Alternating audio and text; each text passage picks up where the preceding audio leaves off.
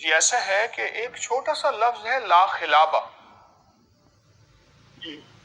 یہ بڑے عجیب اس کے کمالات ہیں. جو شخص کوئی خریداری کرنا جائے اور لا خلابہ پڑھے کبھی گھاٹا نقصان دھوکہ نہیں ہوگا، اور چیز اچھی سستی ہست منشا مل جاتی ہے. قربانی کا جانور ہے، آپ گھر میں شاپنگ بازار میں کر رہے، کوئی چیز کی بے کر رہے، کچھ کی لین دین کر رہے، لا خلابہ چھوٹا سا لفظ ہے، حدیث سے ثابت ہے، حدیث کا لفظ ہے یہ.